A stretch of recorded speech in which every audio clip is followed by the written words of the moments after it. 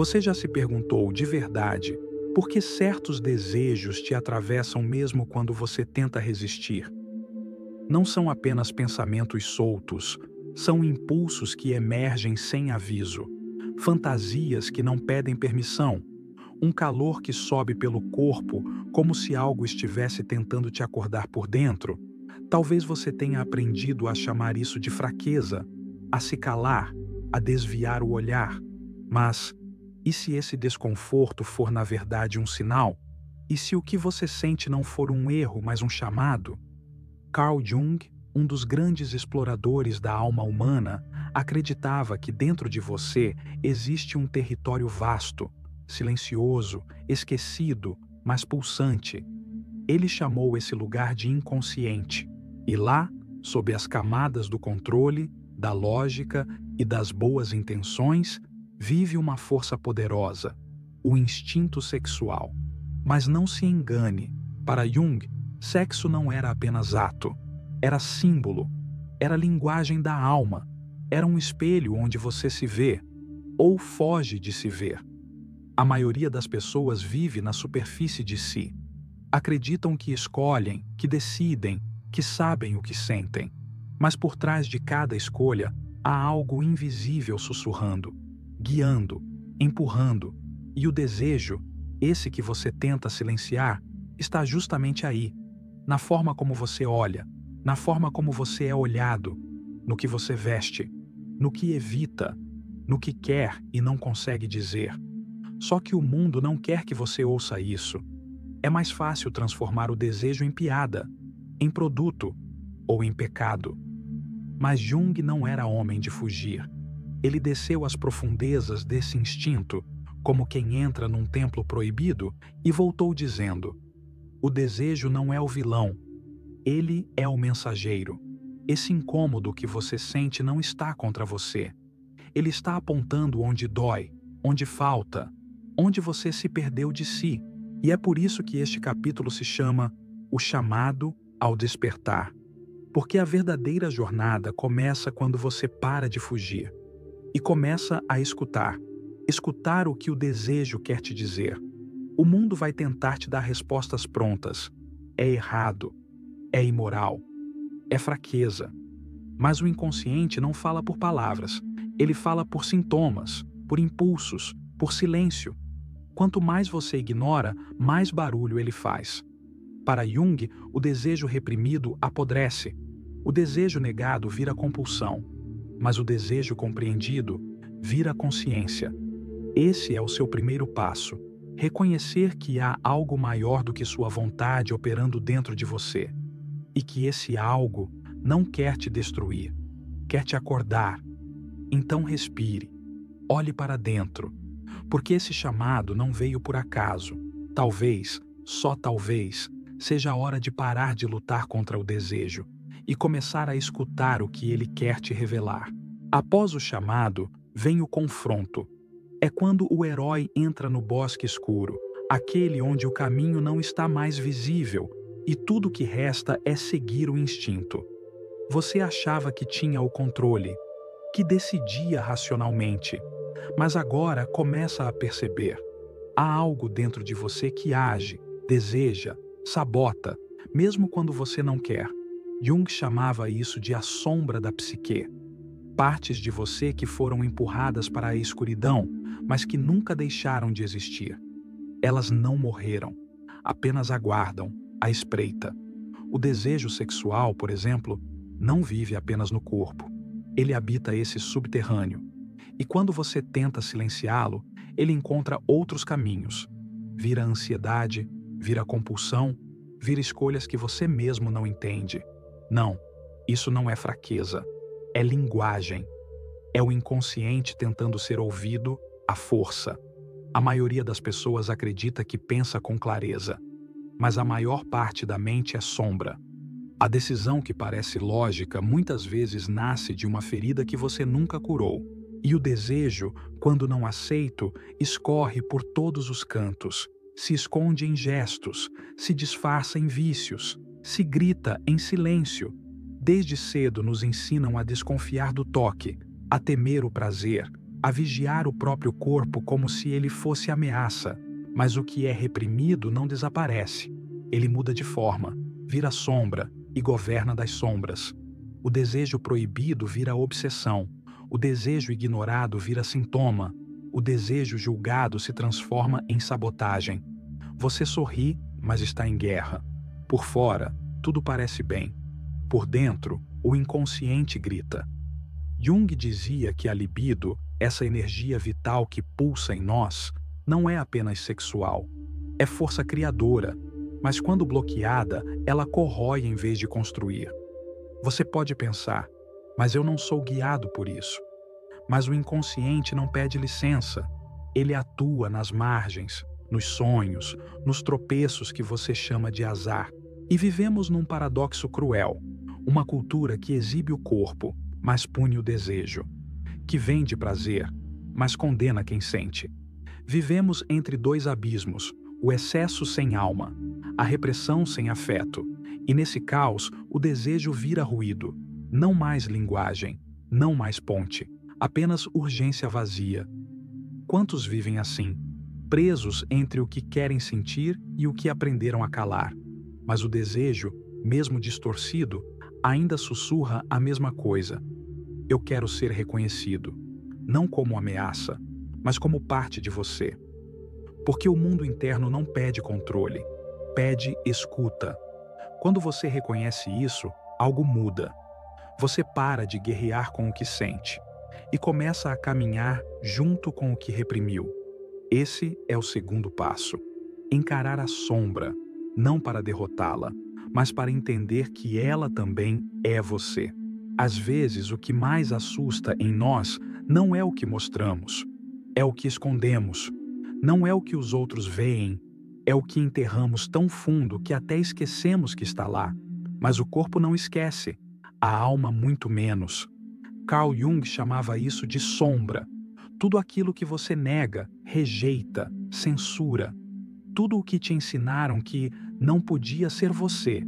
E ao contrário do que pensam, a sombra não é feita só de pecados. Ela carrega também dons sufocados, afetos não vividos, potenciais que você teve medo de usar. E talvez, acima de tudo, ela guarda o seu desejo sexual não reconhecido. A sexualidade, mais do que qualquer outro aspecto da psique, é lançada para o escuro. Por quê? Porque o prazer assusta, porque o corpo provoca, porque o desejo revela uma força que a moral não sabe controlar. Desde cedo nos dizem, não toque, não sinta, não mostre. E assim, vamos nos afastando de nós mesmos. Tentamos ser bons, adequados, aceitáveis, mas no fundo, ficamos partidos. Quanto mais você reprime, mais força dá ao que está nas sombras. A sombra se alimenta da negação. Ela cresce cada vez que você diz, isso não sou eu. O resultado? Você vive em guerra, deseja e se culpa, fantasia e se esconde, busca o prazer e depois corre dele como se fosse veneno. Esse movimento entre atração e repulsa é uma prisão invisível. A mente vira campo de batalha, o corpo, território de vergonha, e o desejo, um monstro inventado por medo. Mas Jung nos deixou um mapa. O que você nega, te submete. O que você aceita, te transforma. A sombra não precisa ser destruída, ela precisa ser olhada, e olhar para ela é um ato radical. É se despir diante de si. É admitir que, sim, você deseja, e que isso não é crime. É humano. Quando você aceita isso, algo novo começa. A cura. A sombra deixa de ser ameaça, passa a ser bússola. Ela te mostra tudo o que foi deixado para trás na corrida por aceitação. Mas esse reencontro dói, porque nele você vê que muitas das suas escolhas foram tentativas de fugir. Fugir do toque, do amor, da entrega. Você percebe que se relacionou por carência, não por conexão. Que buscou aprovação, não autenticidade. Que desejou esconder e não viver. A sombra revela os roteiros que você escreveu para si com base no medo. E ao ver isso com honestidade, algo se quebra, mas não é você que quebra, é a ilusão. E no lugar onde a mentira desaba, começa a se formar um novo chão, mais verdadeiro, mais inteiro. Depois que você encara a sombra, algo muda silenciosamente. Você começa a perceber que o desejo não vem do nada. Ele nasce de uma falta, de um lugar dentro de você que ficou esquecido. É aqui que aparece o guia invisível, aquela presença sutil que sempre esteve contigo, dentro, não fora. Carl Jung o chamava de arquétipo. São formas primordiais da psique, imagens eternas que vivem no inconsciente coletivo. Entre elas, duas moldam profundamente a forma como você ama, deseja e sofre: a ânima e o ânimos. A ânima é a imagem do feminino que vive no inconsciente do homem. O ânimos, a imagem do masculino no inconsciente da mulher. Mas não estamos falando de gênero biológico. Estamos falando de qualidades, de forças internas que foram esquecidas. Sensibilidade, firmeza, intuição, razão, acolhimento, determinação. Só que a sociedade nos ensina a escolher lados. Homens devem ser duros, mulheres, doces. Então, o que acontece? Você esconde uma parte de si e começa a procurá-la do lado de fora. Você se apaixona, mas não por quem o outro é, e sim por aquilo que você perdeu em si. A projeção começa. Você vê no outro uma luz, mas não percebe que é a sua luz que está sendo refletida. E isso é mágico, até deixar de ser. Porque um dia, a imagem quebra. A pessoa real aparece, com falhas, com sombras. E então vem a frustração, o conflito, a dor. Você pensa que foi enganado, mas quem te enganou foi a sua própria carência travestida de amor. Jung chamava esse momento de colapso da projeção. É quando o véu cai, e o que sobra é verdade. Mas isso não é o fim. É o começo da reintegração. A sensibilidade que você via no outro é sua. A força que você admirava também. Agora, você pode parar de buscar lá fora e começar a se lembrar. Porque o desejo é mestre. Ele aponta onde você se fragmentou e convida a recolher de volta. Mas atenção, isso exige maturidade. Exige não culpar, não idolatrar e não fugir. O outro não veio para te completar, veio para te revelar. E quando você vê a anima e o animus atuando em seus relacionamentos, tudo muda. Você para de caçar metades e começa a construir inteireza. A sexualidade também muda, deixa de ser urgência, vira comunhão. O corpo já não busca mais por alguém para se perder, mas por alguém com quem possa se encontrar.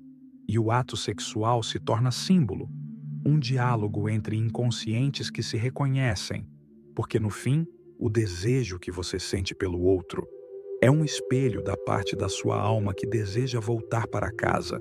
Você já amou alguém tanto que parecia mágico? Como se aquela pessoa tivesse sido feita sob medida? Como se, finalmente, tudo fizesse sentido? Talvez tenha chamado isso de amor. Mas e se, no fundo, era apenas uma projeção bem feita? Carl Jung sabia. O inconsciente tem pressa de se completar, e por isso, ele projeta. Joga sobre o outro tudo aquilo que você perdeu, ou nunca teve coragem de assumir. Você não vê o outro. Você vê o reflexo da sua falta. Você não deseja a pessoa real. Deseja a imagem que sua alma fabricou para não sentir o vazio. E no começo, tudo parece mágico. O toque encaixa, o olhar fala. A conexão é intensa, como se o destino estivesse conspirando. Mas com o tempo, o encantamento começa a rachar. A imagem idealizada se quebra, a pessoa real aparece, e você descobre que ela não é o que projetou. Ela também erra, também falha, também não sabe te salvar. E a dor vem, a decepção, a quebra. Você se sente enganado, mas quem te enganou não foi ela. Foi a fantasia que seu inconsciente criou e que agora desmorona. Esse é o colapso da projeção, um momento duro, mas necessário, porque é aí, que você tem a chance de recolher o que entregou sem perceber. A sua ternura, a sua força, a sua luz. Você percebe que tudo aquilo que admirou já estava em você, mas projetou, transferiu, se entregou à ilusão do amor romântico, esse mito de que alguém virá te curar. Não virá. Ninguém pode te salvar de um buraco que é interno. O outro pode até te tocar, mas nunca te preencher. E é nesse ponto que o desejo se confunde. O sexo, que poderia ser encontro, vira anestesia, vira cola, vira tentativa de manter vivo algo que já se foi. Você sente o corpo presente, mas a alma ausente.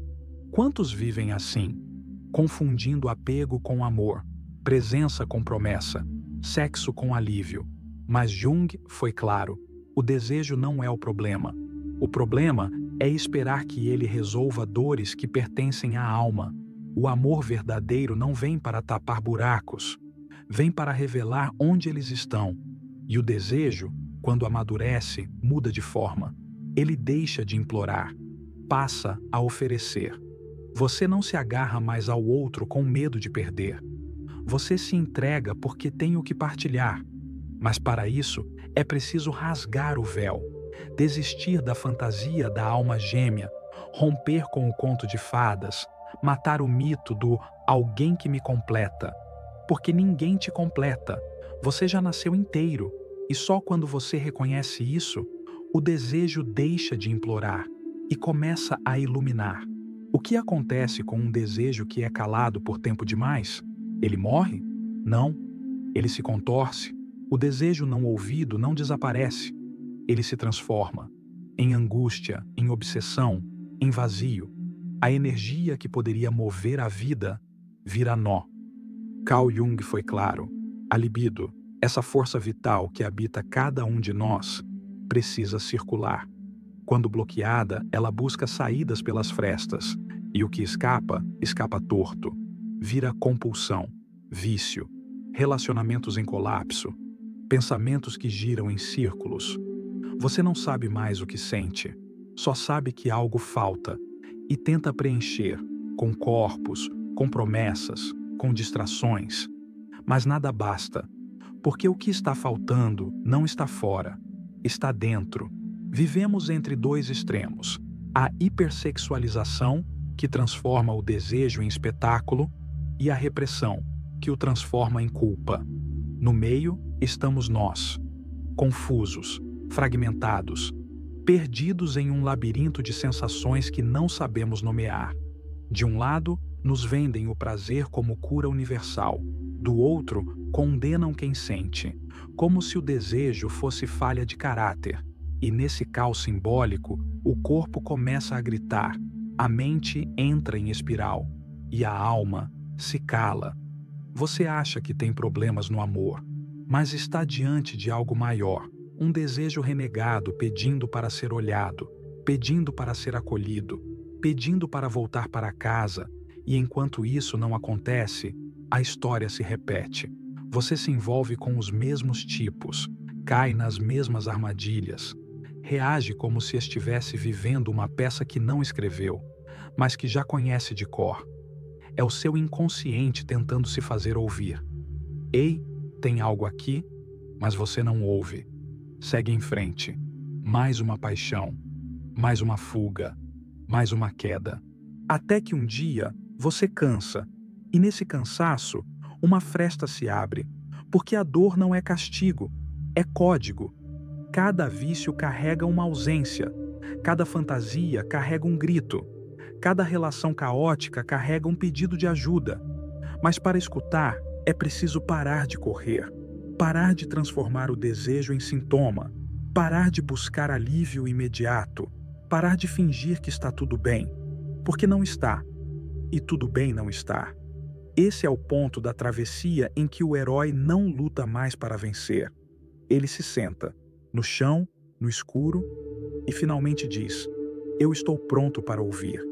E ali, sem máscara, sem desculpas, sem fuga, começa a cura. Não a cura que apaga o desejo, mas a que o reintegra. Porque o desejo não quer te dominar. Quer te mostrar onde ainda dói. Quer te mostrar quem você esqueceu de ser. Depois do caos, algo começa a nascer. Não um alívio imediato, não uma cura rápida, mas uma coisa mais rara: consciência. Você já não quer fugir, não quer mais anestesiar. Agora quer entender. Porque o desejo, aquele que te queimava, que parecia te dominar, na verdade estava tentando te guiar. Ele não queria te derrubar. Ele queria te mostrar por onde você precisava caminhar. Carl Jung dizia que o sexo, em sua profundidade, não é um fim. É um símbolo, uma ponte, um rito que conecta o visível ao invisível, o consciente ao inconsciente. Você começa a entender. A forma como se relaciona diz muito sobre o que ainda falta em você. As suas escolhas mostram suas feridas. Seus desejos mostram suas carências. E tudo isso é linguagem. Tudo isso é convite, individuação. Jung chamava assim o processo de tornar-se quem se é de verdade. Não quem te ensinaram a ser, não quem esperam que você seja, mas quem você já é, por inteiro. E nesse caminho, o desejo deixa de ser um inimigo a ser vencido. Ele se torna um farol. A sua sexualidade não precisa mais se esconder. Ela pode sair do porão e respirar. Ela pode deixar de implorar e passar a se expressar. Você já não deseja mais por carência, deseja por presença. E o corpo, que antes era campo de culpa, vira templo, vira casa. Você não toca o outro para fugir de si. Você toca porque já está em si. E isso muda tudo. O sexo deixa de ser uma válvula de escape, vira comunhão, não mais urgência, mas gesto sagrado. Você oferece porque tem. Você se entrega porque não se perdeu. Mas essa maturidade não nasce do nada. Ela exige prática, escuta, humildade. Você vai perceber ainda traços do medo, medo da intimidade, medo de não ser suficiente, medo de sentir demais, e está tudo bem. A jornada da alma não exige perfeição. Ela exige coragem, coragem de ficar, de sentir, de se olhar com verdade. E então, o desejo volta, mas não como peso, volta como aliança. Você e ele, lado a lado, um reconhecendo o outro, sem guerra, sem vergonha. E nesse encontro raro entre corpo e alma, algo sagrado acontece. O prazer deixa de ser prêmio ou pecado. Vira poesia viva. Você atravessou a floresta escura, enfrentou seus demônios, escutou o que o desejo tentava dizer. E agora, você não volta igual. O mundo é o mesmo, mas o seu olhar, não. Porque agora, você já não deseja para preencher, deseja para expressar. Antes, o desejo parecia um monstro. Agora, ele caminha ao seu lado, como um aliado, silencioso, forte, vivo. O sexo que antes te confundia, hoje te revela. Você entendeu? Não há erro em sentir. O erro está em fingir que não sente. O desejo nunca foi um problema. Foi um portal. E Jung sabia disso.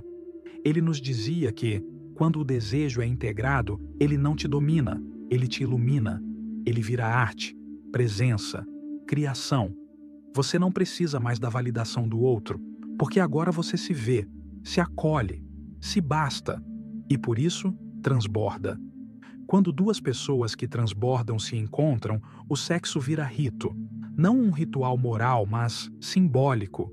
Uma troca entre dois inteiros, não dois buracos tentando se cobrir. O prazer não é mais prêmio nem vício. É linguagem da alma. Quando o coração está presente, o corpo dança com sentido. E quando a mente se aquieta, o instinto encontra seu lugar. Mas nada disso seria possível se você não tivesse mergulhado. Você enfrentou o espelho escuro, olhou o desconforto nos olhos, tocou suas vergonhas mais fundas. E no fundo, encontrou uma centelha de verdade. Agora você sabe. O sexo não é o fim. É o início, um rito, um espelho, uma ponte entre alma e carne, instinto e consciência, você e você mesmo. E mais do que isso. Essa reconciliação íntima é também um ato coletivo. Cada vez que alguém vive sua sexualidade com verdade, Dá permissão para que outros também façam o mesmo. Sua cura íntima se torna cura simbólica. Seu retorno se transforma em revolução silenciosa. Jung não falava de desejo com moralismo. Ele falava com reverência, porque ao falar de desejo, ele falava de alma, de sentido, de retorno. E agora, com os pés firmes e o coração desperto, fica uma pergunta: qual é o verdadeiro papel do desejo na sua jornada? Talvez ele nunca tenha tentado te afastar de quem você é. Talvez ele sempre quis te levar de volta para casa,